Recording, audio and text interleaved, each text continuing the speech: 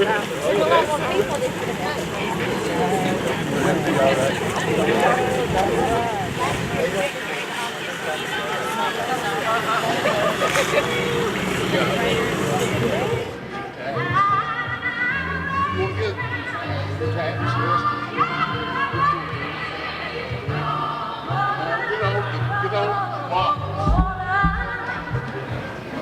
right, good afternoon. Is it noon? Yes. Good afternoon, everybody. Thank you guys so much for being patient and for coming out on this brisk day, but certainly a great day that we need to be looking forward to celebrating the Martin Luther King Jr. holiday Monday celebration. So we're going to go ahead and get started with our program. Hopefully we're ready to go, and we're going to start out by having our presentation of colors. And Miss Khalees Green will sing the national anthem for us, so if you could all rise and move your hats and let's get this program started.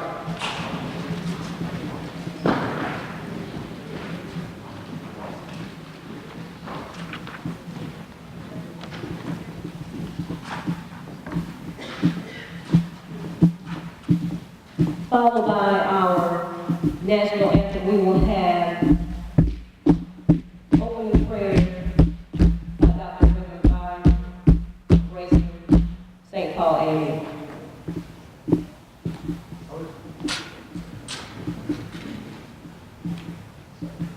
Oh, say, can you see by the dawn's early light what so proudly hailed at the twilight's last gleam, whose broad stripes and bright stars through the perilous fight, for the ramparts we watched were so gallantly streaming, and the rockets lay glad, the bombs bursting in air, gave proof to the night that our flag was still there.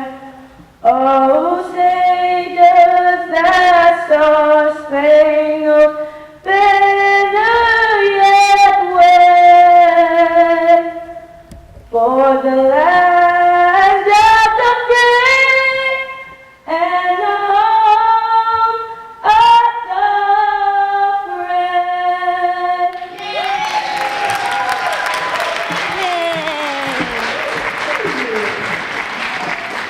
Let's give Miss Khalees Green a hand again. Thank you, Khalees. Very talented young lady, great singer.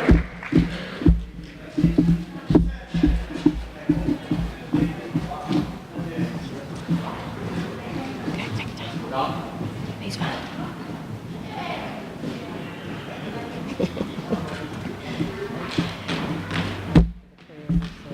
Sing the song when they have words. Go ahead, you do your thing. We delete that? Yes, you can leave the song. I'm just kidding.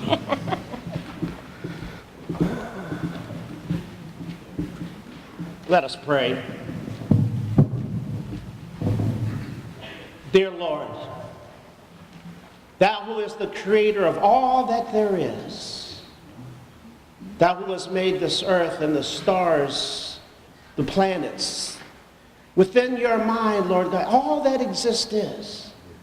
And we come on this day to celebrate the life of a prophet that you sent to be with us.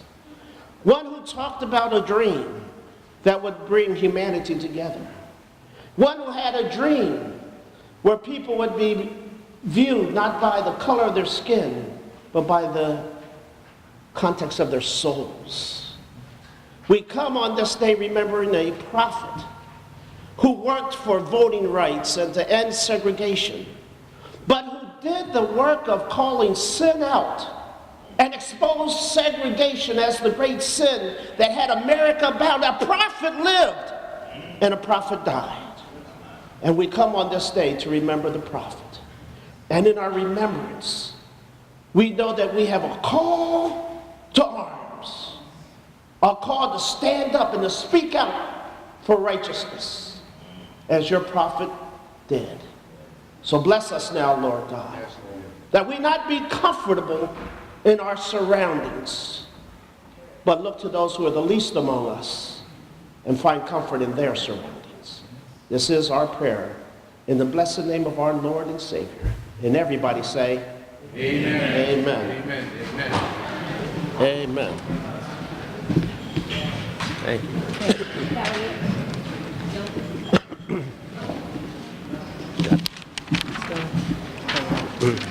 Okay. Testing. All right, so we're at the part of our program where we'll all be participating. I was asked, let's see, you turn on the back of your program. There are words to the lift every voice and sing. So if we can all please stand. So we can sing, lift every voice and sing in unison. Give everybody a chance to get ready.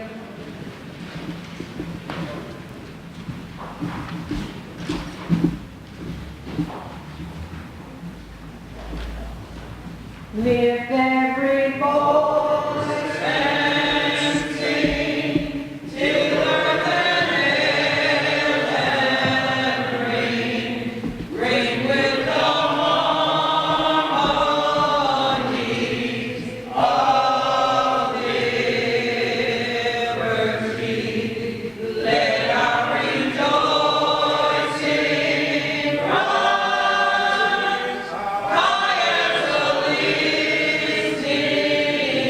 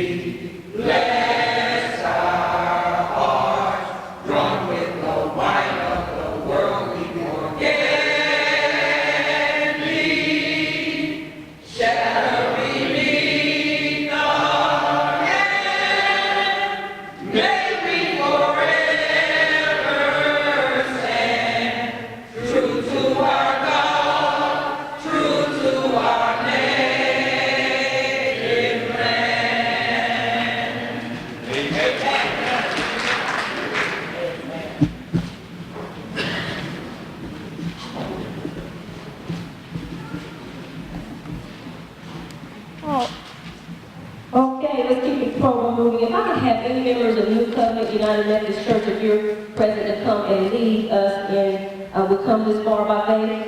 And after that, we will have remarks from our Honorable Mayor Joe Gibbons, and we'll continue following the program.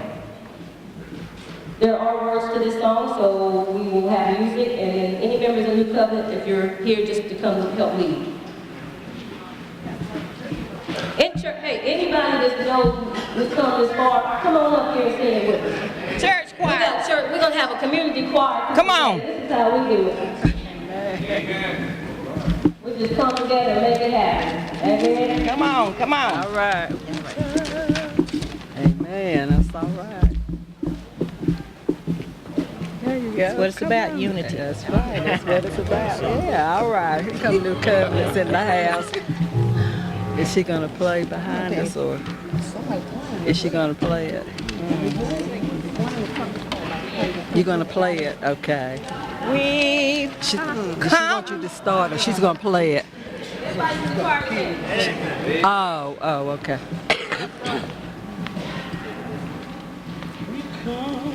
We've come this far by faith, leaning on the Lord. We are trusting in His holy word. He's never failed me yet.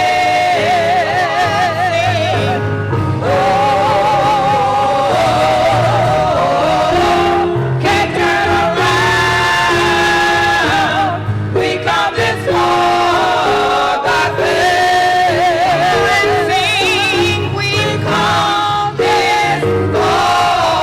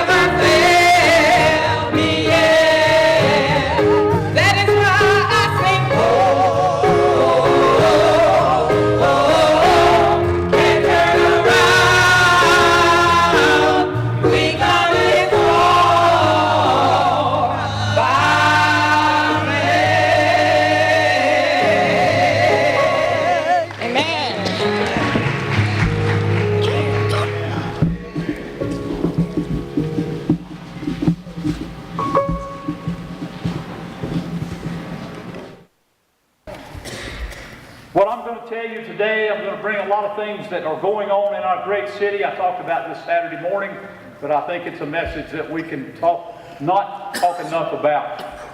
We're here today to honor and celebrate the life and work of Dr. Martin Luther King Jr.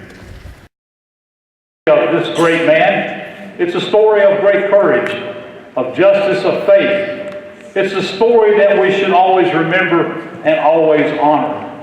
Dr. Martin Luther King stood up during a difficult time in our nation's past. He spoke up for African Americans, for the poor, for victims of injustice. He fought for equal rights for all. He fought for truth, for justice, for freedom. He was a man of extraordinary courage, fueled by his faith in God and his knowledge that his cause was just.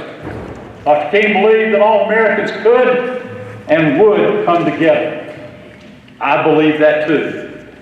Dr. King believed that Americans would strive for unity. He believed that Americans of all backgrounds and faiths would sit together and call one another brother and sister. I call you my brothers and my sisters. Dr. King believed that our future and prosperity are bound together. I believe that also.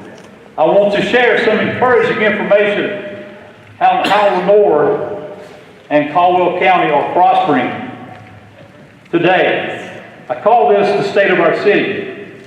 Together we build. Our current unemployment rate is now down to under 3%, down from 17% less than 10 years ago.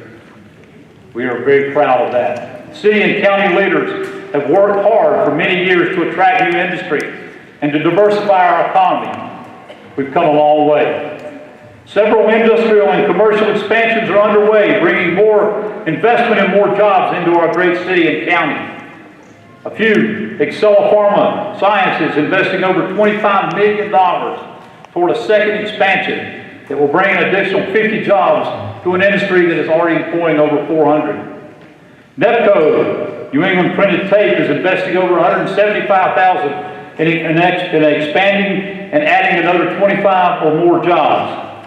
Icon Publishing is locating its Eastern Operations Center in Lenoir and expects to create up to 15 to 20 new jobs in our area.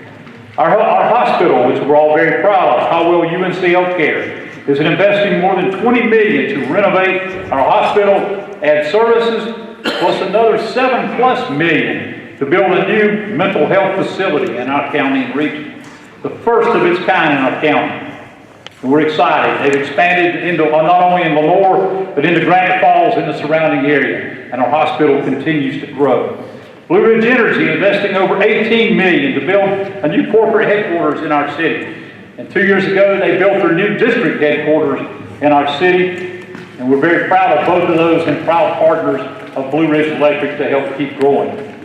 Several new businesses have opened and expanded, including, which I'm very proud of, our Golden Ticket Cinemas. We now have a movie theater back in Lenoir. First time in my life, and I'm 66 years old living here, that for about a year or two we didn't have a movie theater in our city. And now we do. And they are getting ready to grow more. And we're excited about that. If you haven't sat in those comfortable chairs, you'll be asleep in 15 minutes, I'll tell you. Shake and Dog has opened in downtown Lenoir, a great new sandwich facility that is just fun to go to with ice cream and hot dogs and other things. Dunkin' Donuts expanded and moved to Lenoir, built a new place. Big Lots is growing and built a new center. And out of their center, and the one that's empty is actually moved, something is moving in there. Workout Anytime will have a grand opening next week, another workout facility to help keep us healthy in our community. Cat Sandwich Shop opened up on the western side of Lenoir, a place, an area that is growing by leaps and bounds in our city, and you keep watching in 19, you're going to see some huge things happen in the western end of Lenoir area. We're excited about that. Camp Coffee Roasters moved their facility here into Lenoir and is opening soon on Mulberry Street. Tibrisha Books, a downtown bookstore, has opened, and actually they're getting ready to expand into another area. And for all ladies, we have a K&K boutique, the Sparkle Boutique. If you haven't been there, they have some beautiful clothes. My wife has already been there and spent some money, I can tell you that. So Please do that when you can and all those. You add those to all that we already have in our downtown, our great restaurants, our downtown and our communities continue to prosper and grow. We're excited. This year we'll have a new business opening. Certainly we're very proud of our new Hampton Inn and Suites, which will be opening in March, which will also bring jobs and also add another place for people to stay when they come to our community. And we hope that there will be another one in 2019.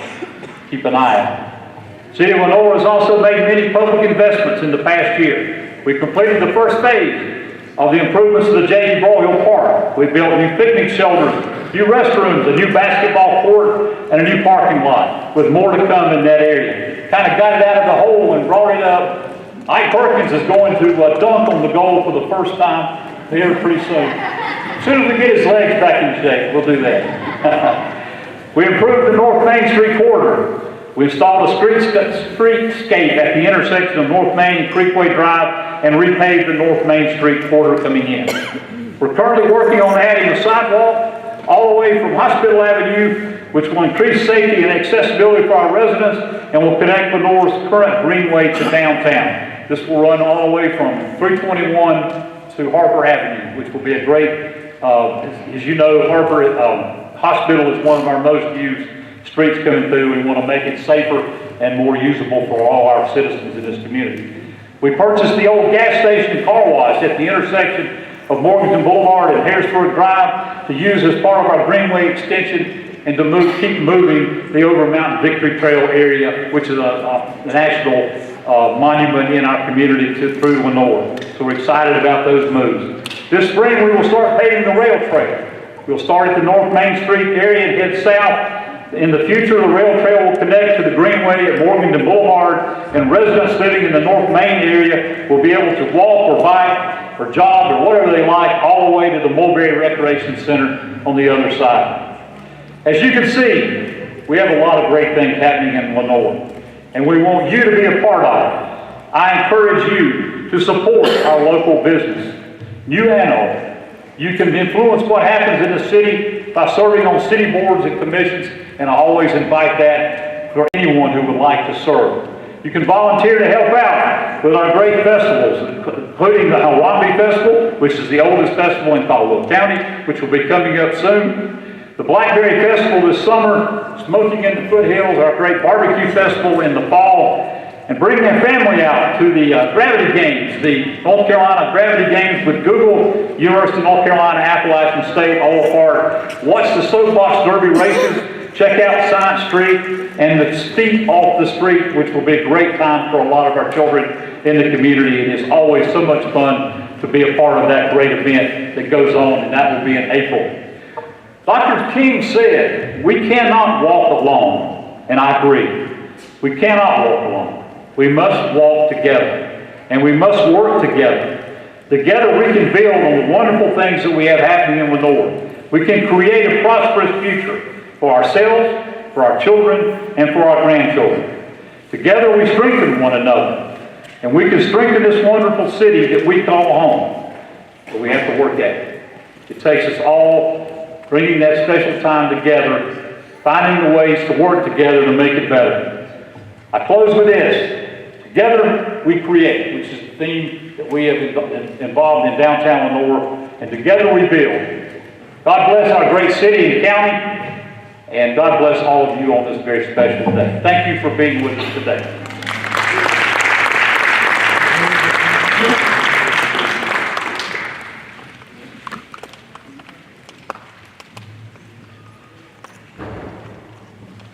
And continuing where the major ended, I will start by togetherness.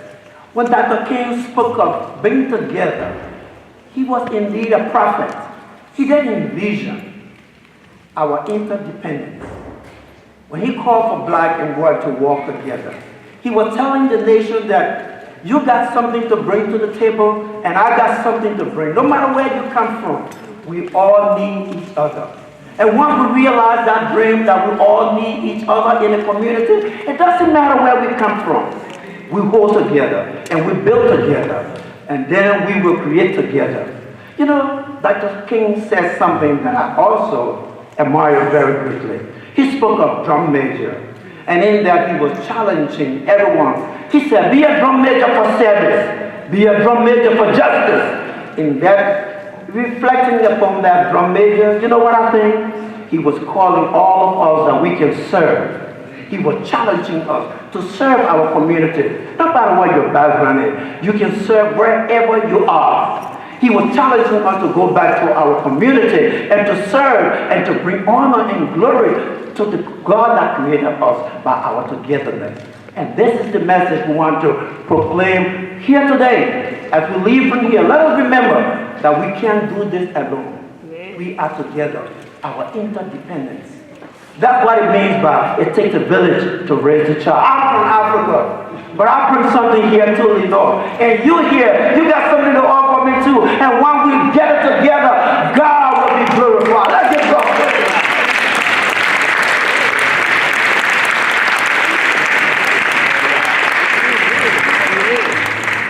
That's my pastor. That's Reverend Meyer Don. Welcome. We welcome him to the community. He is our pastor for New Covenant United Methodist Church. First Lady OT is here and her children, but I want to take a moment just to welcome them to the first MLK celebration. So we're going to thank you, and we're happy to have you. All right, we're going to keep moving along. We may make some changes in the program, but now we're going to have a solo by Miss Margaret Forney. She's going to sing Precious Lord, and we'll keep on moving.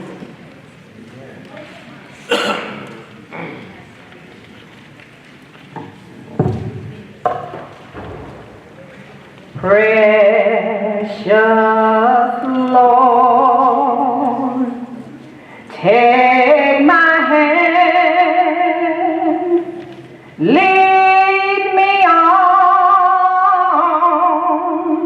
let me stand. I am tired, I am weak,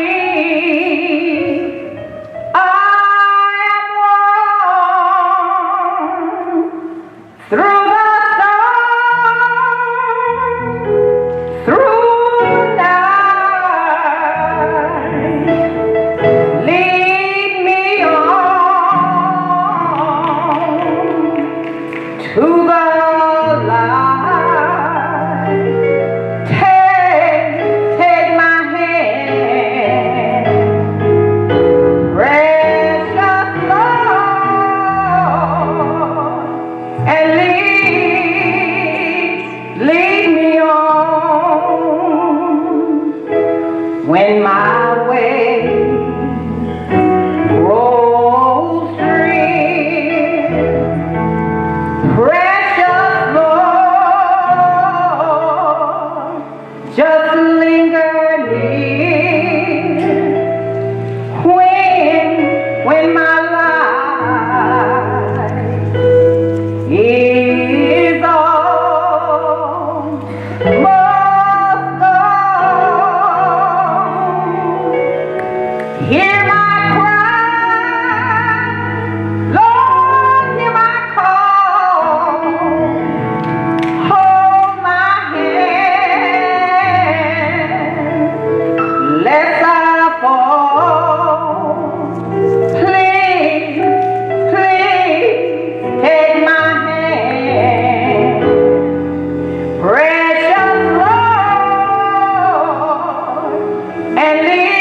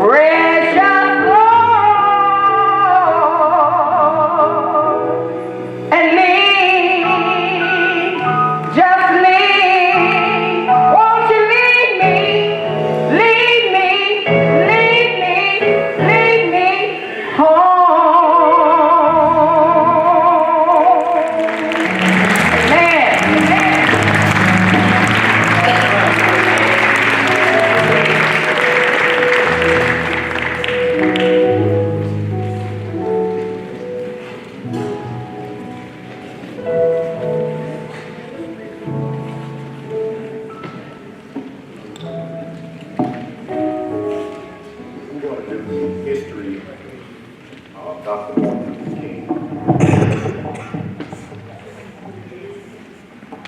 Dr. Martin Luther King Jr., born January the 15th, 1929.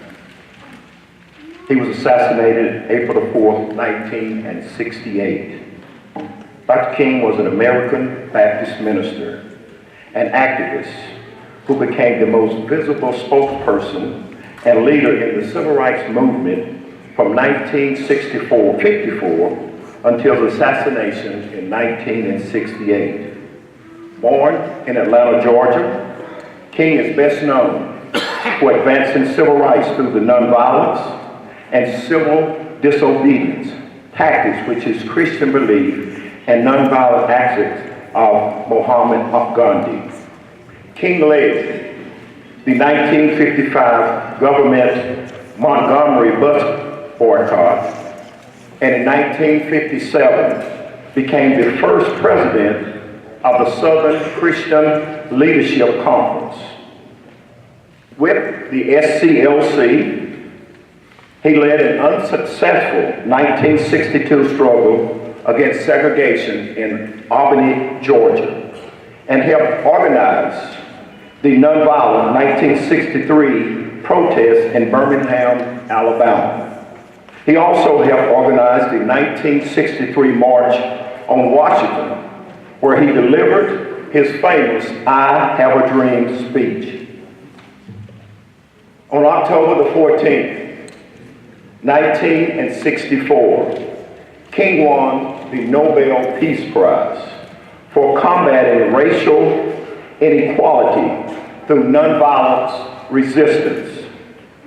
In 1965, he helped organize the Selma to Montgomery marches. The following year, he and the SCLC took the movement north to Chicago to work on segregated housing. In his final years, he expanded his focus to include opposition toward poverty and the Vietnam War. He alienated many of his liberal allies with a 1967 speech titled Beyond Vietnam. J. Edgar Hoover considered him a radical and made him an object of the FBI from 1963 on. FBI agents investigated him for possible communist ties, recorded his extramarital liaisons, and reported on them to government officials. And on one occasion, mailed King a threatening anonymous letter, which he interpreted as an attempt to make him commit suicide. In 1968, King was planning a national occupation on Washington, D.C. to be called the Poor People's Campaign when he was assassinated on April the 4th in Memphis, Tennessee. His death was followed by riots in many of U.S. cities. Allegations that James Earl Ray, the man convicted and imprisoned of King killing, had been framed or acted in concert with government agents, persisted for decades after the shooting. Sentenced to 99 years in prison for King's murder. Effectively, a life sentence, as Ray was 41 at the time of conviction. Ray served 29 years of his sentence and died from hepatitis in 1998 while in prison. King was presumptuously awarded the Presidential Medal of Freedom and the Congressional Gold Medal. Martin Luther King Jr. Day was established as a holiday in numerous cities and states beginning in 1971. The holiday was enacted at the federal level by legislation joined by President Ronald Reagan in 1986. Hundreds of streets in the U.S. have been renamed in his honor, and a county in Washington state was also rededicated for him. The Martin Luther King Jr. Memorial on the National Mall at the National Mall in Washington, D.C. was dedicated in 2011. Thank you, the history.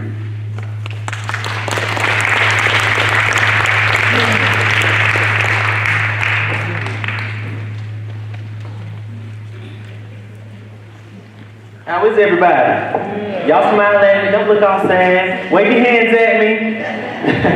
Good, good, we're gonna go ahead and get started. And I'm not gonna be before you long, but I just hope that you take something that I say in and let it really resonate and marinate within you. I'm gonna be speaking for about 5 minutes on the subject of the physical health of a small community. Tell your neighbor, say neighbor, the physical health of a small community. Things that can cause a small community to be healthy and unhealthy. Things that can cause a small community to be unhealthy. Poverty, self-righteousness, lack of humility and humbleness, lack of togetherness, lack of community participation, pridefulness, monetary and physical assets which go along with people's pridefulness. Things that can cause a community to be healthy. People coming together, people loving one another, people carrying the burdens of their brother and their sister, humble people, caring people, and people that are willing to attend the needs of someone before their own.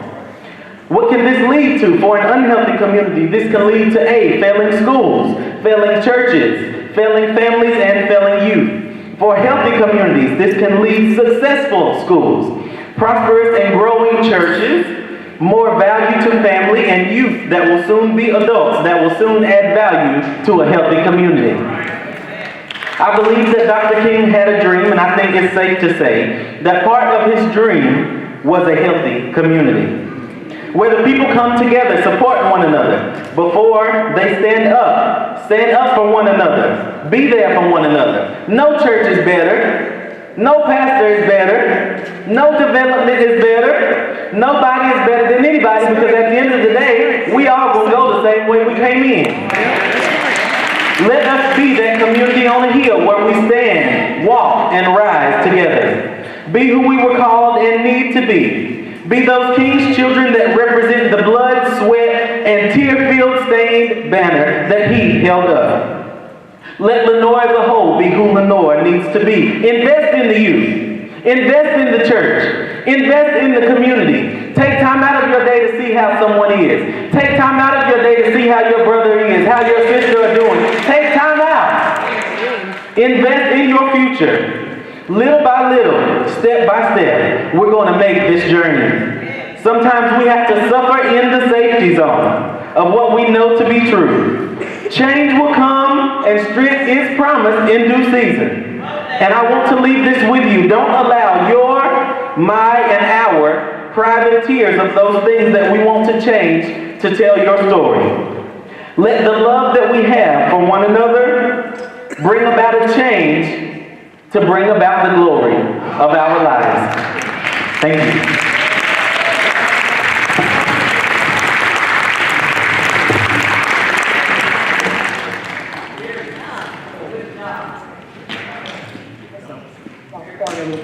Let's give it up again for young Sean Carlson, a great leader, a great speaker. We got to use our youth. They're the next generation to come up. So y'all enjoying yourselves so far? Get some good information. We're going to keep the program rolling. We're going to have God's Anointed to get ready to come up and share a couple songs. All right, they're going to do a couple songs for us. So while they get ready, we'll just give them a few minutes to call the choir up, and we'll keep the program moving.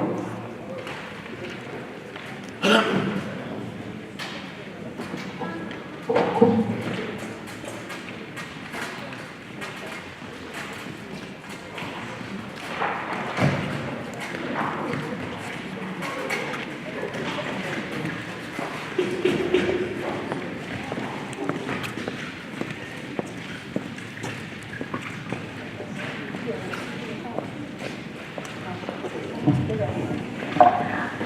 going to make a slight change in the program after God's Anointed gives us some musical selections, 2 musical selections. Then we're going to have Miss Leslie Mason to come up, and she's going to announce our speaker. Now, after that, then we'll have maybe 2 more pieces of the program, so just hold tight. We're going to keep it rolling, okay? Mr. Yulson Suggs. Let's give Mr. Yulson Suggs a hand for being in the building. How you doing, young man? Good, how you doing? You feeling good today? I feel okay. You feeling funny? No, not really. No, yeah, I am. Hello, everybody. Good to see everybody today. Lenoir news topic, if y'all are here, please don't put me in the paper. I called in sick today at work, and that just won't look good. Or if you do put me in the paper, just put up under a sick Yulson Suggs, press his way to the MLK. God bless you. We are God's Anointed from First Church of God of Lenoir, and that is our pastor, Pastor Rufus Jacobs, Ron Pearson, our First Lady, Liz Pearson. And we just want to do just a couple, we got 1 song? We can do 2? All right, we're going to do 2 songs. How many of you know that, first of all, we thank God for the legacy, the life and legacy of Dr. Martin Luther King Jr., and we certainly do honor him on today. And through all the things, the great things that he did, and some of them were bad. I mean, it was a struggle, you know. But everything that he did and had to go through to get us to where we are today, it was all intentional. It was all supposed to happen the way it happened. You understand? So we're going to do a song simply entitled "Intentional." Is that all right? Y'all gonna sing with us? Y'all gonna clap and all right, come on. Touch your neighbor and say, neighbor, it was all intentional.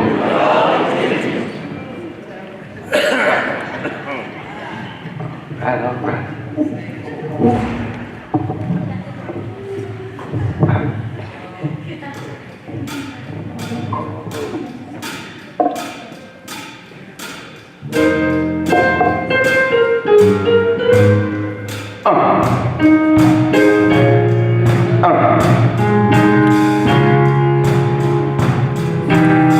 Y'all clap for me.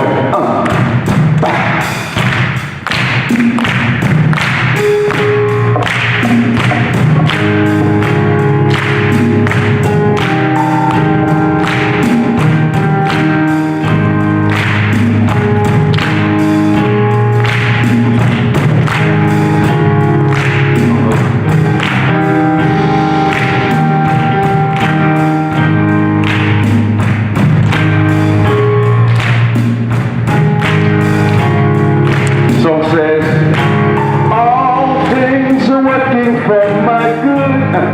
Yeah, 'cause he's intentional, never failing. I know that all things are working for my good.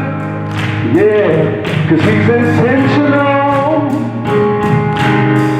never failing. All things, 'cause he's intentional, never failing.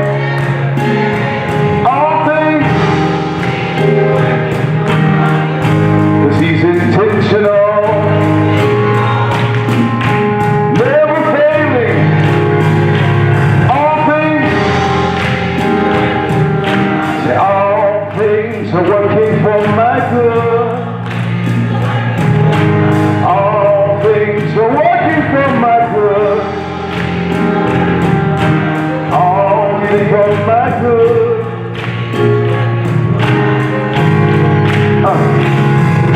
So I don't have to worry, 'cause it's working for me. You believe it? It's working for me. It's working for me. I don't have to worry, 'cause it's working for me. It's working for me. It's working for me. Say, I don't have to worry, 'cause, hey, it's working for me.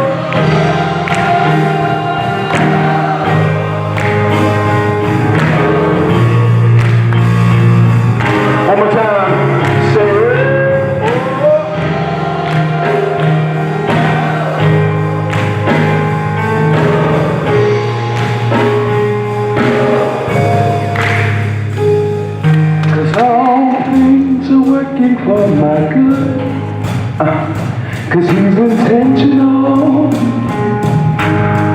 never failing. All things are working for my good.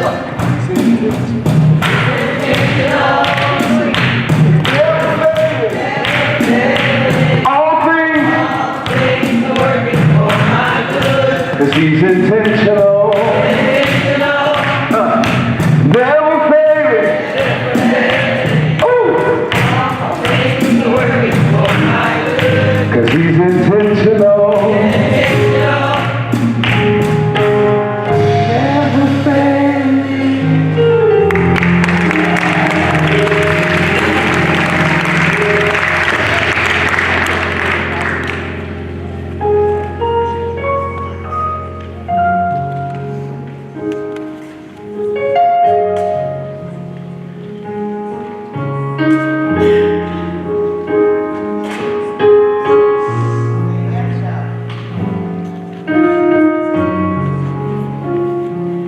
Y'all scoot up a little bit from me. Y'all come on. They ain't gonna bite you. Y'all gonna bite them. I told you. I told you.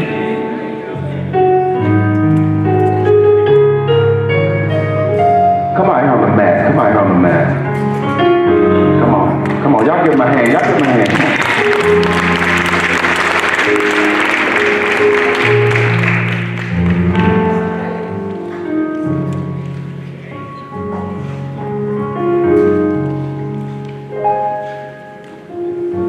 I think this is the song, this is what was in Dr. King's spirit as he was going through Birmingham, all things in Birmingham and just all over the country. I think his saving grace was the fact that he knew that in the end he was going to wear a crown.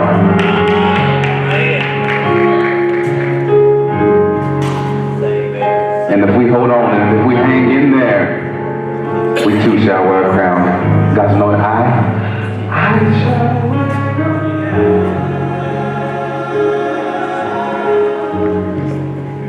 I shall wear a crown. When it's all. When it's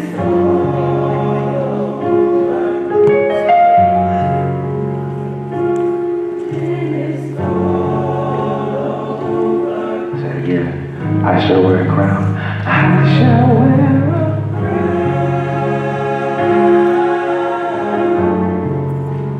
I shall wear a crown. Yes. When it's all. When it's all over. When it's all over.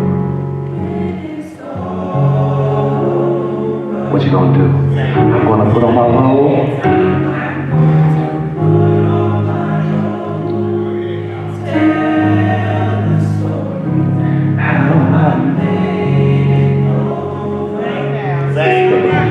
I'm gonna put on.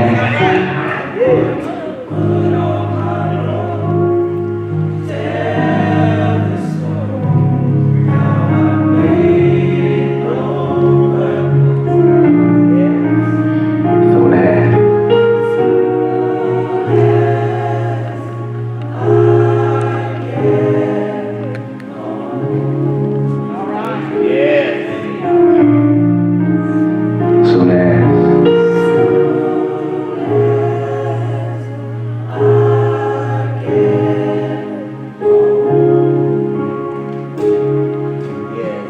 I shall see his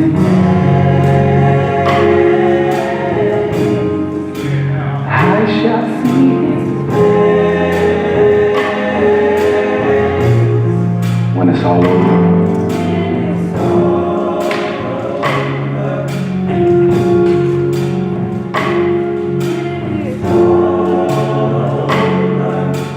I shall see his face.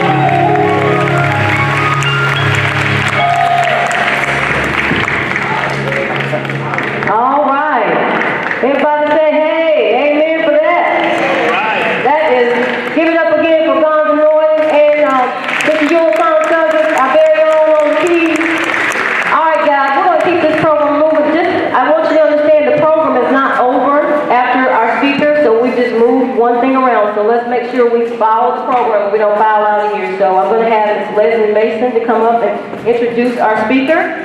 And after our speaker, then we'll have remarks by our very own new NAACP president, Amanda Bregel. So we're going to keep it moving. I'm gonna bust it up a little bit because I can. I had something I want to present. I saw President Trump, he wanted to bring back some burgers. No. No, actually, Ms. Mason, she's a county librarian, and we got people with a lot of talent in Caldwell County, so I have a donation for the library. Ms. Mason. Okay.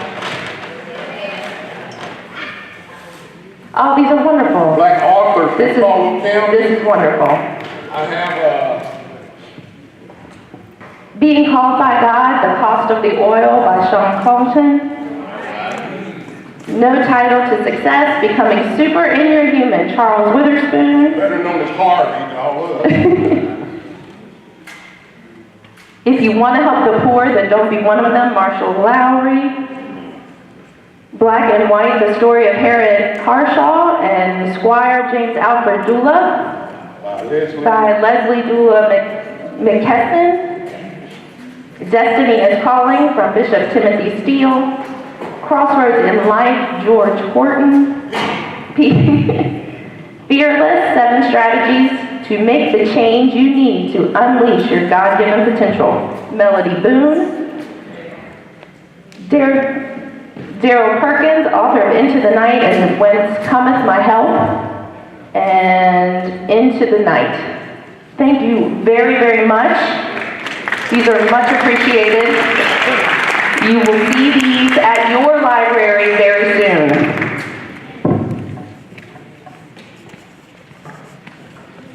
Good afternoon. Dr. King reminded us, life's most persistent and urgent question is, what are you doing for others?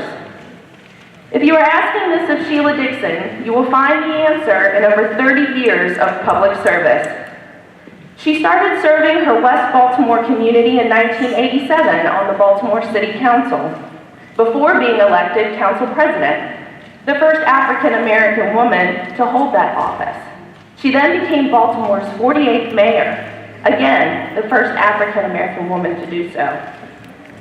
Mayor Dixon's cleaner, greener, healthier, safer Baltimore initiatives brought historic change to the city. She created a gun offender registry program, brought single-stream recycling to the city, and during her tenure, Baltimore's homicide rate dropped for the first time in 30 years. Her policies not only brought record low crime rates, but also expanded early childhood education programs. And she also presented a 10-year program to end homelessness in Baltimore City. She tackled health issues, including programs for those with HIV and AIDS. These actions certainly have had an impact on others. But for me, Sheila Dixon is so much more. While working in her office, I was a community liaison, and that's exactly like it sounds. You go out into the community and you report back. And one of my very first community meetings was in Roland Park, which is the city's most affluent neighborhood. The then council president was scheduled to attend, but she was going to be late. So it was my job to take notes and update her when she arrived. The issue at hand was that the large, stately homes in Roland Park were being bought and redeveloped into apartments and condos, and the community was irate. They were irate that renters were infiltrating their historic community. They called renters transient, unstable, unconnected, and even untrustworthy. They were talking about me. And as I sat there taking notes, I felt hurt and humiliated. And when Sheila arrived, she could tell that I was upset. And when I explained to her what was going on and how I felt, she gave me advice that I hold on to even today. And she said, "We aren't here to judge, we are here to serve. And if I am at all successful in serving each and every one of you, it's because of the profound impact that Sheila Dixon has had on my life. I am humbled and proud to introduce my friend and my mentor, Sheila Dixon."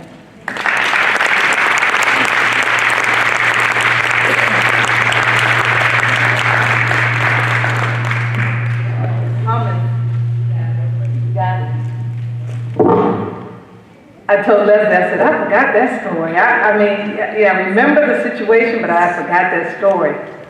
But first, let me begin by, before I go into my remarks, and to Mr. Mayor, when you were speaking, I was sitting in my seat and I was thinking about not only the fact that we are celebrating Martin Luther King's birthday and all that he has done over the last 50 years, and he actually went on January 15th, turned 90 years old.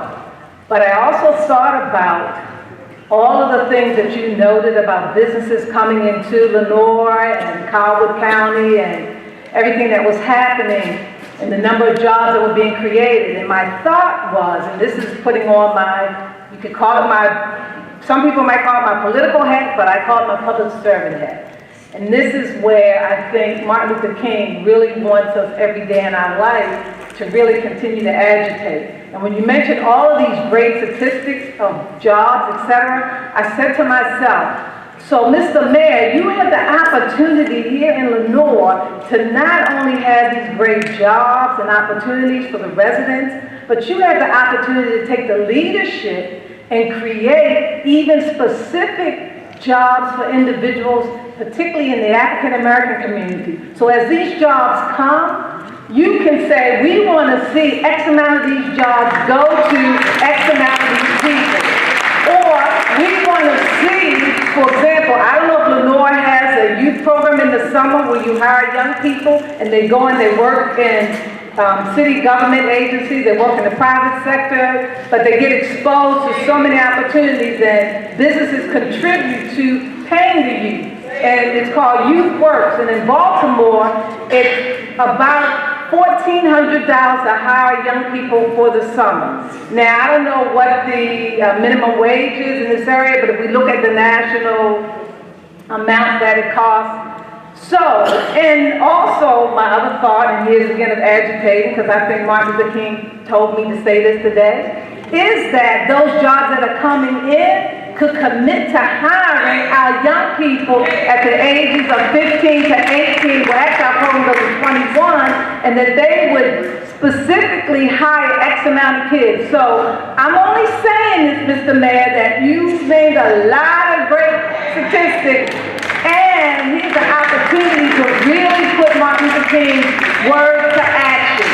Because I think we become stagnated in saying things, but not putting action behind it. Now, last but not least, what Leslie didn't mention, I now do consultant work, and I've done it for a number of years. And in Baltimore and in Maryland, and this program is in some other states, where minority companies, women-owned companies, African-American-owned companies, minority-owned companies, there were studies done where minority companies and women-owned companies weren't getting enough business from their respective city or state. And so they had to do a disparity study. And in this disparity study, they saw that they were being discriminated against. And this program has been going on in Baltimore now for the last, I would say 20 years, and in the state, a little less, but now we're up to maybe about 15 years.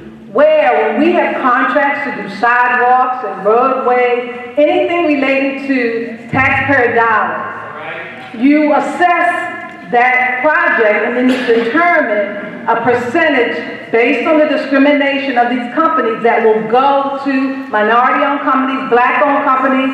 Now, because of Asian, in our particular state, we had to do set aside for Asian. And so here's another opportunity, Mr. Mayor. If y'all don't have a program that looks at creating opportunities for minority companies, here's a way to really talk about dream of Martin Luther King. So, not to put you on the spot, but Martin Luther King told me to agitate through the Spirit. So I'm agitating. And if you need help in getting these initiatives going on with the city council, we can bring me back. We can bring a whole lot of people back. Leslie even can tell you how to create some of those programs because she worked for me as city council president, and she knew that most of the staff were involved in everything. So I just wanted to share that. That wasn't in my remarks. So I know it was only by the grace of God that put that on my heart. All right, let me get to the unity.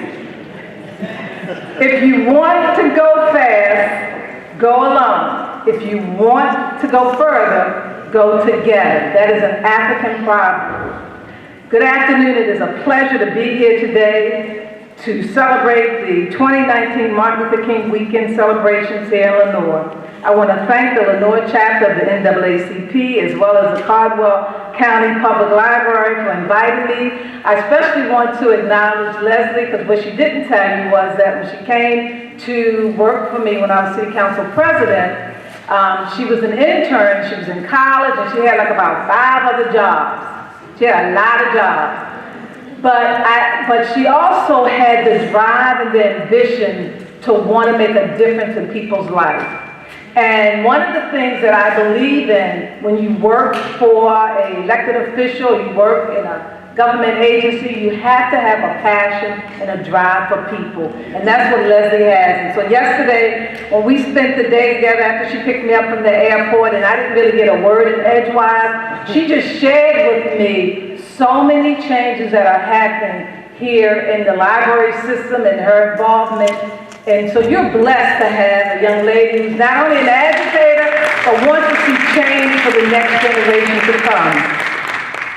So when I found out this year's theme is unity, I thought what I could share with folks in Caldwell County of North Carolina about Martin Luther King's teaching on the subject of unity that you haven't already heard before. So my background might be a little different here than many of yours. My calling in the beginning was teaching. I taught early childhood education. And during that process in Baltimore, I realized that in order to really make changes in the system, that I needed to be a part of the political process in order to make changes in policy. And so I spent most of my adulthood as an elected official, starting as a city council person to president to mayor. In a city that was fairly a large city, much larger than maybe some of, than what we are here, but still, people are people. But when I thought about today, I thought about some of the challenges that we face. And, as you know, we face challenges that affect us all over, whether we live in a small town or big city, or the East or West Coast, or North or South. And many of the challenges today are the same ones from many years ago when Dr. King was alive, dedicated his life to the civil rights movement. In my role as mayor of Baltimore, one of my responsibilities was to bring the city together, bring its people together for the purpose of accomplishing policy goals and lifting the morale of city residents. If the people who live in a city aren't excited about their hometown, then why should anyone else be? So you could say that one of my jobs was to be the unifier in chief, especially when something went bad. It is easy to get things done when people are relatively happy and engaged. That's why King's teaching has always resounded with me. The scary thing about a lot of the sayings attributed to Martin Luther King from the 1950s to 60s is that they ring just as true today as they did 50 or 60 years ago when he first said them. For instance, Dr. King said, "We may have come over on different ships, but we are all in the same boat now." Although it's hard to tell now, America used to celebrate the fact that the United States is a country founded by and built by immigrants, all kinds of immigrants. First, we had ships from Spain and other European countries who sent explorers out into the world to find new trade routes or searching for religious freedoms. Then there was the mid-Atlantic slave trade, which transported Africans throughout the Western Hemisphere, in the Caribbean, and in North and South America. And finally, of course, we have Europeans and others who sailed on large ships into ports like New York, Ellis Island, looking for a new life and a new world. All of them came on ships, which was a dominant mode of transportation before the 20th century. So Martin Luther King was referring to the fact that many Americans can trace their roots to their ancestors who came on a ship to what is now the United States. This month, all over the country, we're remembering Dr. King. In parades and speeches, in schools and churches, people are honoring his legacy. But it's important to remember that he was not always so popular. He was not seen as a hero by many people during his life. Martin Luther King Jr. was an agitator. He was an activist, and he made trouble. We know Dr. King as a unifying force today, but during his time, he did not accept the status quo. He stood up to authority and faced fire hoses and attack dogs and tear gas and police batons. In his lifetime, he was arrested 29 times, according to the King Center in Atlanta. He worked with many other civil rights leaders of a time to lead marches and strikes, and he and his followers blocked traffic, for instance, during the 54-mile march from Selma to Montgomery. They participated in civil disobedience by peacefully protesting against unjust laws and practices. They disrupted public transportation and demonstrated outside of government offices, schools, and commercial districts. Martin Luther King and many others like him fought segregation and discrimination when it was very unpopular and very, very dangerous to do so. He worked with religious leaders of many denominations. He worked with students, with workers, with people of color, with white people to try to force changes in a society that did not want changes. He and other civil rights activists fought against inequality at the risk of their own safety. They fought to make sure that equal meant equal, that just meant justice, and that every citizen is treated fairly. We know that in the South, there were laws enforcing segregation and discrimination. Right here in North Carolina is one example in one case. The legacy of racism was enshrined in law, plain to see. Yet in the North, it wasn't free of racism or discrimination either.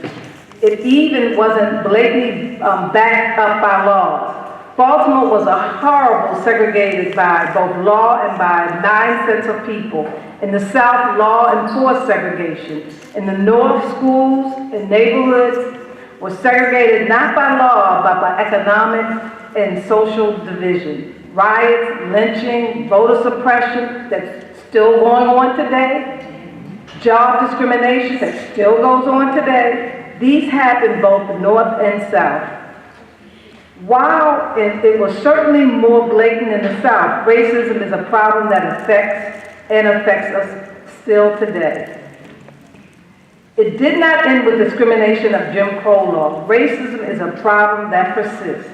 Today, the idea of separate water fountains, and this is really a message to the young people, that separate water fountains and waiting rooms seem crazy, but it wasn't that long ago. The idea that a person of color had to give up their bus seat for a white person seems like it was a million years ago, or that black people weren't welcome to eat at any restaurant they wanted to. But that wasn't long ago either. It's inconceivable that it was once illegal for black people and white people to get married. But the truth is, it's simply not that long ago. Young people, ask your parents, your grandparents, your teachers, or your adults that you are associated with about the memories of racism and injustice in this country. They can tell you stories about things that they've seen or things that they remember happening in this country. They would seem absolutely absurd today. Yet the fact is, it hasn't been that long ago. Our theme today is unity, and this is and this is much to be said about our need for each other to support one another, to stand with one another, and to still fight for one another to achieve Dr. King's dream of equality. But the work ahead of us is long and will require us. If you look at and we assess what happened and what inroads Dr. King sacrificed his life and where we are today, and some of us are very comfortable in our little communities in our life, but we really need to double up our efforts in really fulfilling the dreams of Martin Luther King. Today I want to talk a little bit, and it's just a coincidence that I had a kind of conversation with Leslie on this yesterday, and I said to myself, wow, I wonder if she read my remarks. But about the color line that still exists. Most of you know what a color line is, some of our young people don't. A color line is where there's a division between people of color and whites. A color line was first mentioned by the civil rights leader, abolitionist and former slave Frederick Douglass, who was a Marylander, who talked about the colored line back in 1881. Now, what year are we in? 2019, and we still face not only colored lines, but we face redlining in relation to where you live and how much insurance you pay, or redlining and color lines based on where you live and how much car insurance you pay versus in another community. So we got to double our work. It has been discussed and debated by scholars, authors, activists since then. It has been more than 100 years since W.E.B. Du Bois identified it as a defining issue of the 20th century. It's easy to look back to 1903, when none of us were here, when there were still Civil War veterans and former slaves walking the streets of America, and see why W.E.B. Du Bois would have called the colored line the most important issue. Yet here we are today in 2019, and those generations have passed, but they've left us their legacy with us in our society. When you look around and see the unrest, the tension, the protests in America, you can see that the color line persists. Sadly, it still divides us. The problem of the color line stretches from our grandparents and our great-grandparents through us today.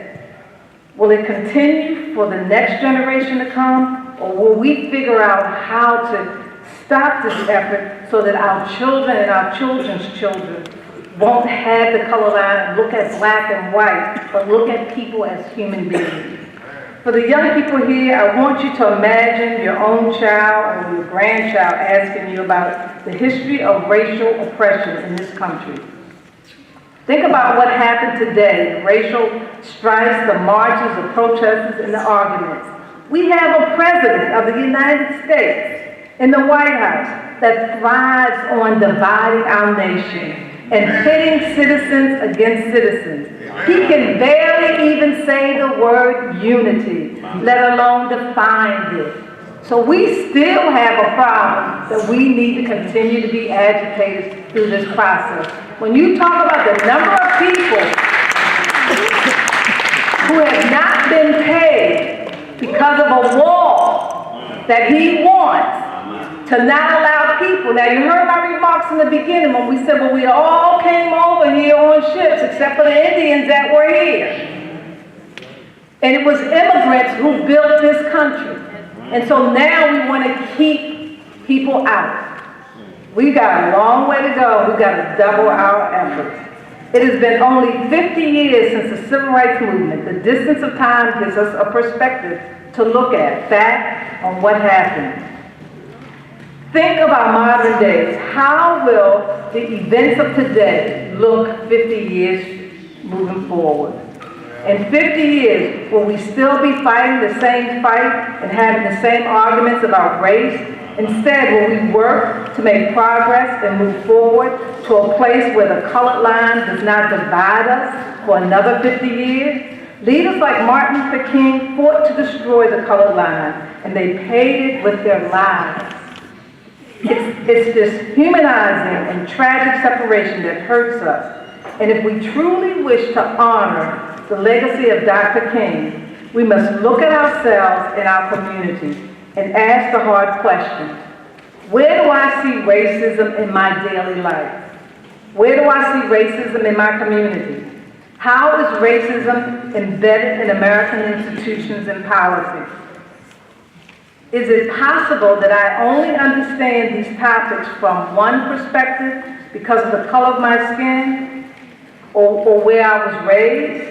How can I learn more and seek to fight racism and inequality? How can I do my part? Today I want to celebrate the legacy of Dr. King, yes, but I want you to do more than that. I want you to question yourself and to be honest about your answer. I want you to educate yourself about our history. I want you to read books and essays from perspectives that are new or different from yours. I want you to make an effort to cross the color line and talk with people from different races, ethnic backgrounds, different religions, or those from different countries. Try to listen to their perspectives and experiences with an open heart and an open mind. Try to imagine how you feel in their situation. My mother would always say to me, don't you allow anyone to tell you who you are. You tell them who you are. And so, it's interesting because as the first black woman to be elected to be mayor, as well as the first woman to be elected to mayor in Baltimore, I am often in rooms, or I have been in rooms where a reporter, someone might ask, so tell us, talk about issues that impact black women issues. And I would look at them, and those who know me, I can be a little sarcastic. And so I would look at them and I would say, so you know, I'm so glad that you want to talk about poverty, or I'm so glad that you want to talk about children's education. You know, and I'm being sarcastic about it because, yes, I am a black woman, but don't put me in a box. And I think that if we can talk and take care about issues that impact all of us, yes, being a black woman today in America is not always easy.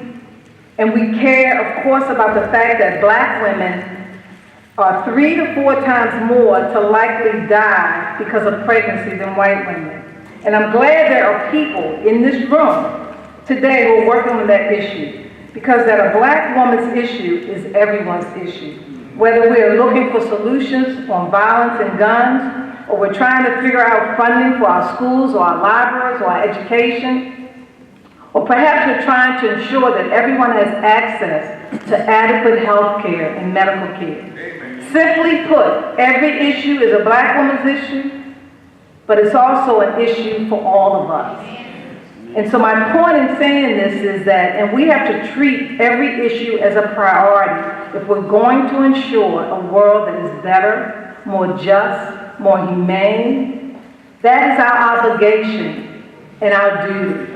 The world belongs to you, and everything in it you deserve. When I listen to those young people sing about the crown, and I thought about it, and this is no offense to the pastor, and I thought about it, and they can't relate to it as much, but what they can relate to and what can be stressed is that Jesus that they talk about, that God is within them. And so that gives them the power to be and do whatever it is that they want in life. That they realize that when they accept Christ, that God is within them to steer them no matter what happens, no matter how far you go, if you fall back, if you fall to the side, that you pick up, and that God will continue to guide you. All right.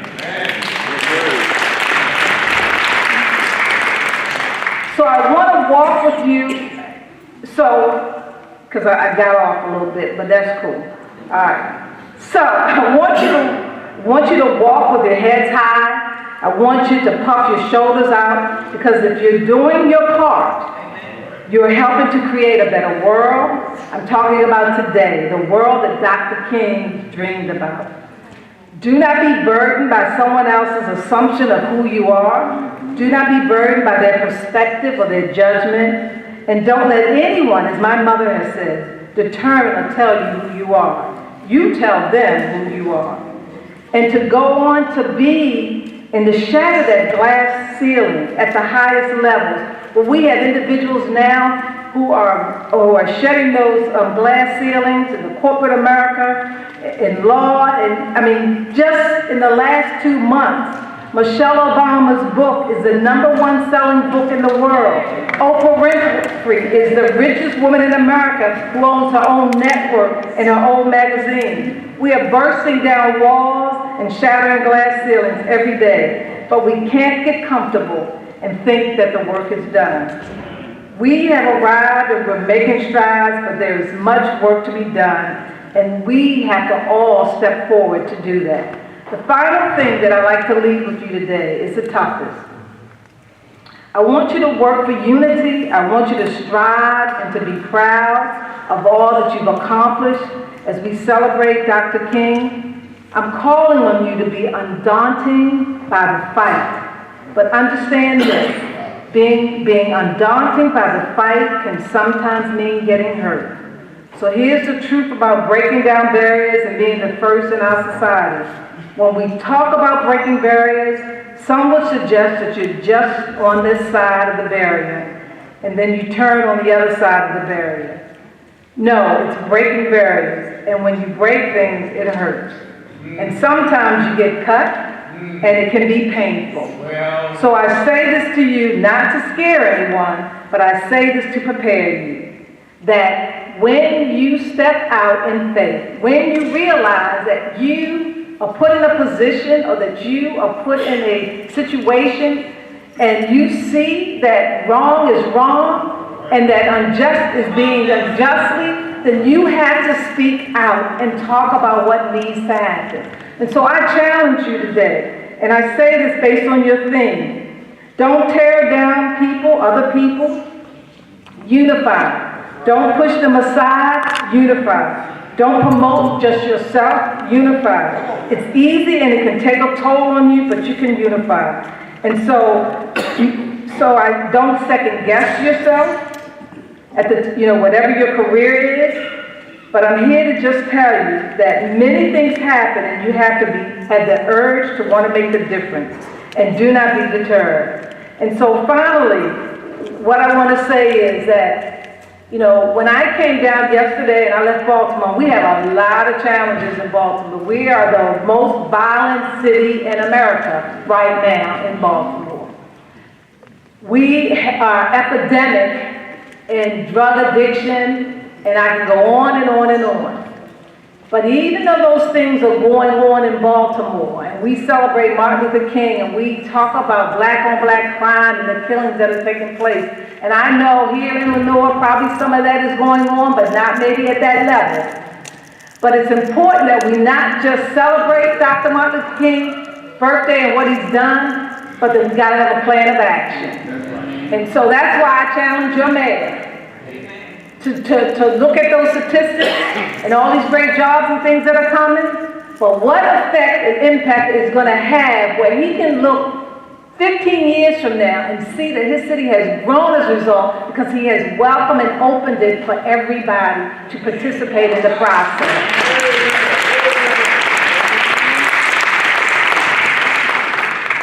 And so when you leave here, you're going to often find yourself in a situation where you're in a room. That could be a boardroom, a courtroom, or the United States Senate or House, and you sometimes will be the only one that looks like you. Yes, in 2019, you can still be that only person who speaks like you, who looks like you, but Dr. King is in that room with you.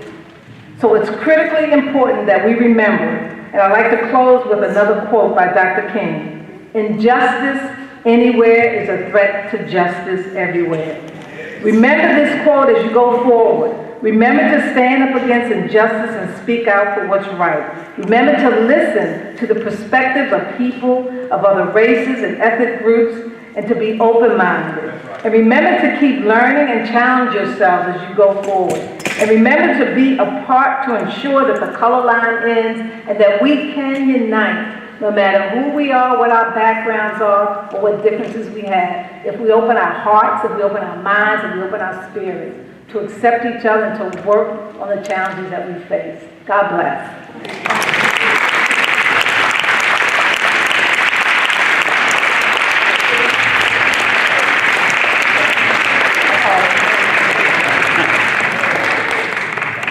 Mayor Dixon, thank you for being with us. Thank you for all the challenges you gave me. I appreciate that very much. We will go, that's right, I got to go to work.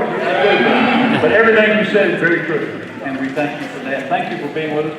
I did want to give you a little souvenir of being here in Lenoir with us. This is our city flag, and I'd like for you to be able to take that back with you. And wait, I have one other thing to give you too. I have our coin. This is a challenge coin, as they call it. I will place it in my hand. I'm going to place it in yours in friendship. Thank you very much for being with us. You're welcome.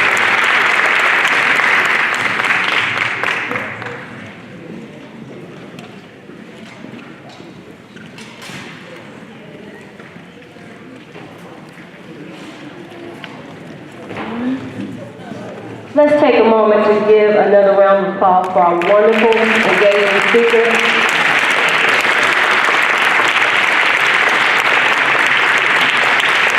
Ms. Sheila, it was our pleasure having you here. Thank you for leading us those kind words and setting us on a mission, a path forward, the things that we need to do to keep that message alive. Hopefully you'll be able to hang out with us. We're at the tail end of our program, but I certainly understand because you have to travel. We're going to move on with the program now. We're going to have our very own, our new president of the Caldwell chapter, Mr. Amanda Bagel, to come up and have a few words, and we'll continue on.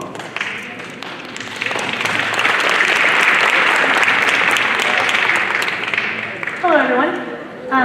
So it's the challenge now that I have to go after Mayor Dixon, so be easy on me. But I just want to definitely thank Chrissy and Lester and Robin and all the MLK staff and all of our performers and of course our speaker today for sharing their talents with us.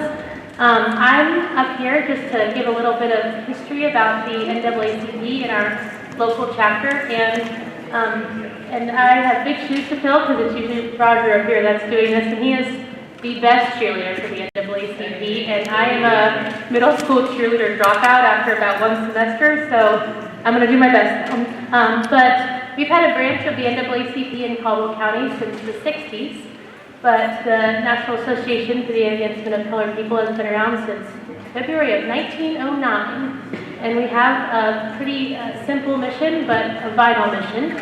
And the mission of the NAACP is to ensure the political, educational, social, and economic equality of rights to all persons and to eliminate race-based discrimination. And we are nonpartisan, as Roger likes to remind people, so we don't endorse any political candidates, but we do use the legal system and our voice to fight discrimination and to support policies that champion equality. So who in this room is a member of the Caldwell County NAACP? So let me give you guys a hand, because I am very thankful that you are a member, and quite a few people joined at the breakfast on Saturday, so if that's one of you, thank you very much. And if you would like to join, because I know if you're not a member, your hand wasn't up, you're thinking about it, we do have membership forms in the back with Patricia back there. And you can give her $30 today to fill out the form, and then you'll be good to go. And you'll be hearing from us with emails about our meetings and things. And we meet on the last Monday of every month at 6:30 at the Freedman Cultural Center, which is just right down the road on the right, so you already know where it is. And our branch is involved with hosting and supporting events in our community that educate people, to bring our community together, communities like our theme today, and also work for social justice.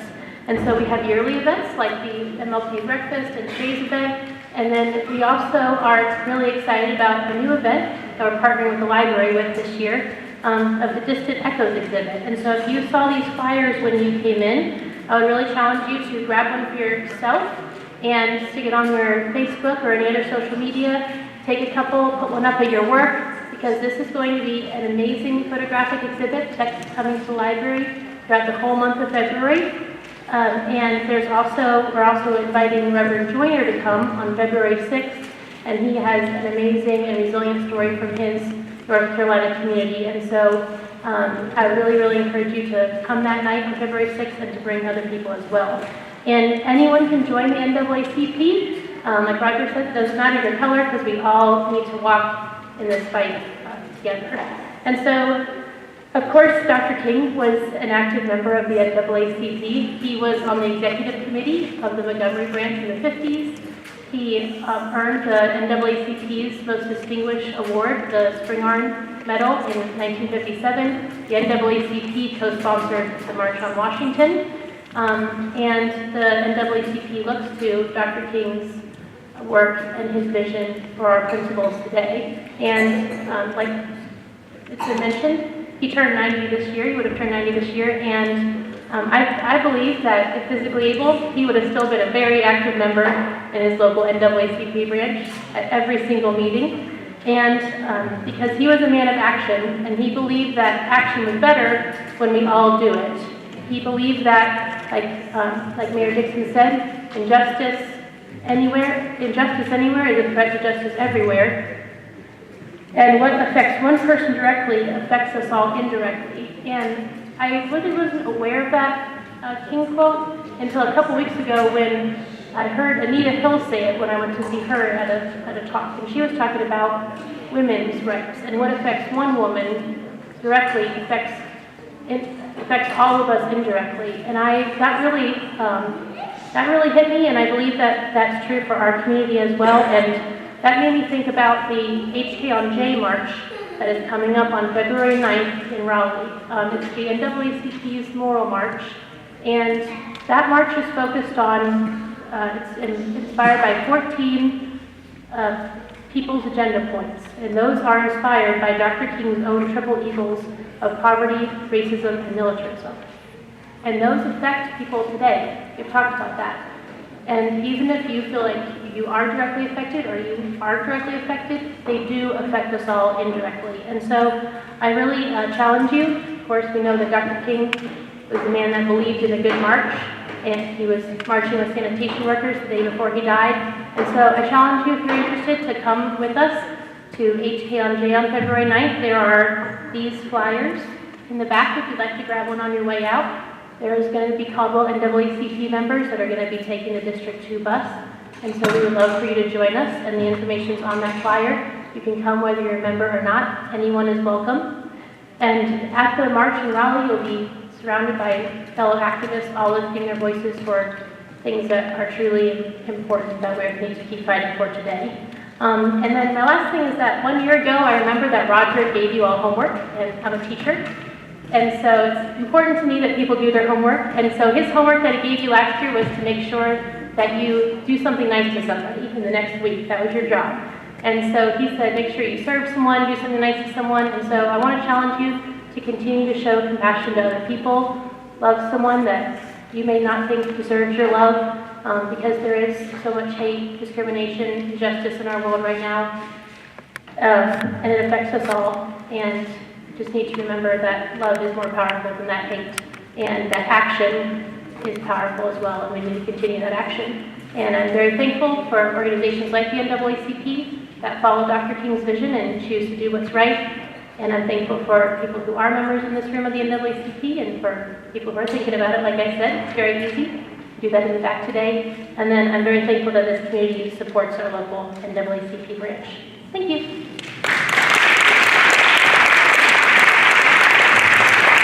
Thank you, Amanda. So Amanda is our new president, and we need to rally around her. Anybody that steps up and tries to do in this community, we rally around. There's so many different ways of giving back, and it's so hard for people to step up, and it's easy to talk about who's not doing what, but there's opportunities and all ways to step up. So we welcome you, Amanda, all the executive board of the NAACP, and if you're a member of the NAACP, please stand. And if you're all the executive board members, we raise your hand. And Ms. Rosa? Ms. Rosa? Yes. What do you tell me what your role is? I'm the secretary.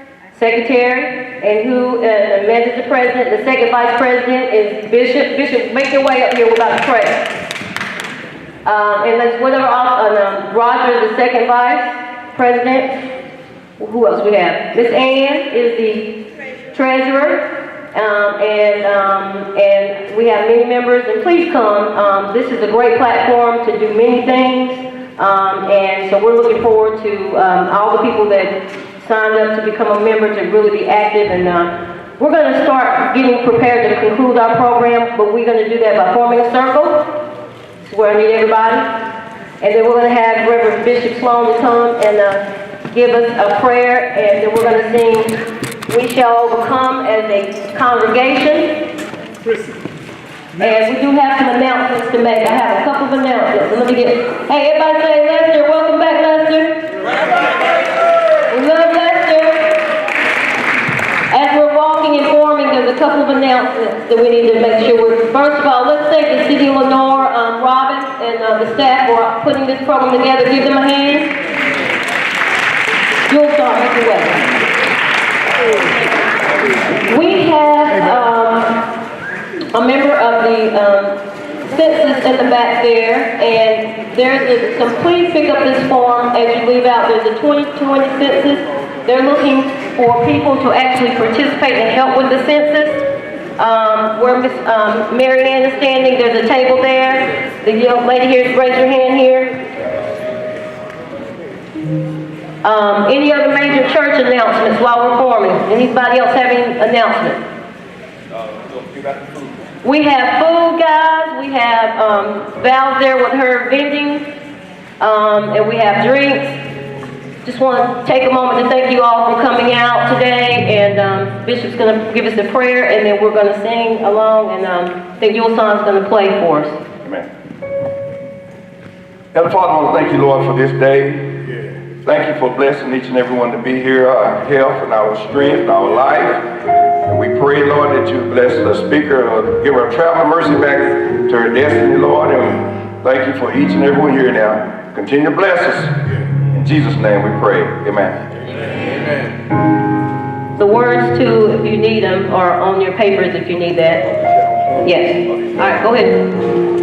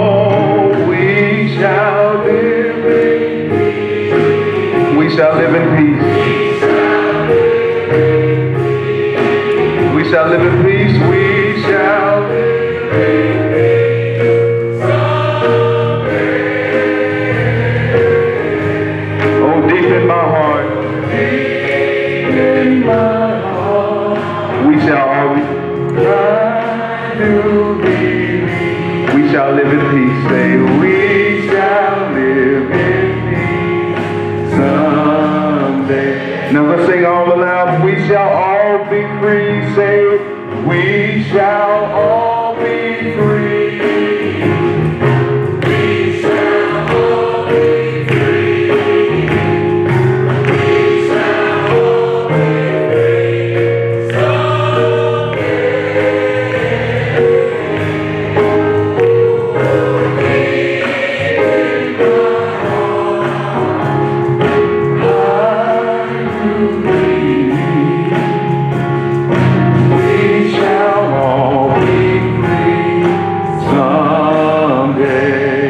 going, keep going, keep going. We are not afraid, say, we are